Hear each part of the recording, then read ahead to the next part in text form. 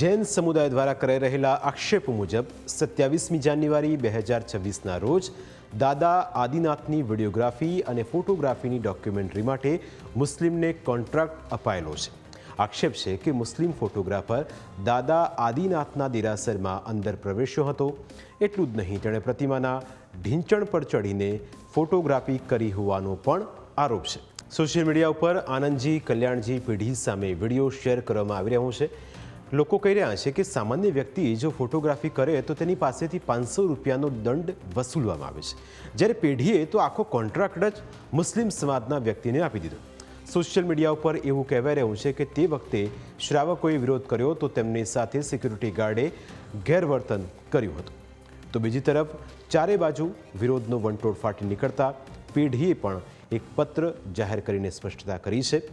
પેઢીનું કહેવું છે કે પુષ્પેન્દ્ર શર્મા એટલે કે બ્રાહ્મણ ફોટોગ્રાફર સ્નાન કરીને પૂજાના વસ્ત્રોમાં મુખકોશ બાંધીને ગબારામાં ગયા હતા અને પેઢીની મંજૂરીને આધીન ફોટોગ્રાફી તેમજ વિડીયોગ્રાફી કરી હતી। આ અંગેના તમામ સીસીટીવી ફૂટેજના પુરાવા પેઢી પાસે છે। સોશિયલ મીડિયામાં ફરતા ફોટો AI જનરેટેડ છે તથા સોશિયલ મીડિયા ઉપર ફરતા મેસેજનું લખાણ પણ સત્યથી તદ્દન વેગળું છે।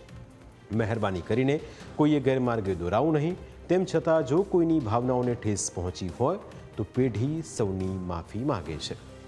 સમગ્ર વિવાદમાં હવે સાચું કોણ અને ખોટું કોણ તે નક્કી કરવું મુશ્કેલ છે, પરંતુ જો પેઢી સાચી હોય તો તેણે સીસીટીવી જાહેર કરીને તેના પુરાવા આપવા જોઈએ, જેથી લોકો ગેરમાર્ગે દોરાય નહીં। પરંતુ પેઢીએ હજુ સુધી કોઈ ચોક્કસ પુરાવા નથી આપ્યા અને તેને લઈને જ લોકોમાં રોષ છે। પરંતુ એ પણ હકીકત છે કે લોકો દ્વારા પણ એવા કોઈ પુરાવા જાહેર નથી કરાયા કે મુસ્લિમ સમુદાયના લોકોએ ફોટોગ્રાફી કરી હતી। તેવામાં હવે આ વિવાદમાં જે પણ સાચું હોય તેણે પુરાવા સાથે આગળ આવીને વાત કરવી જોઈએ, કારણ કે સોશિયલ મીડિયા ઉપર ઘણીવાર કોઈને બદનામ કરવાના ઈરાદા સાથે ગેરમાર્ગે દોરનારા મેસેજ પણ વાયરલ થતા હોય છે।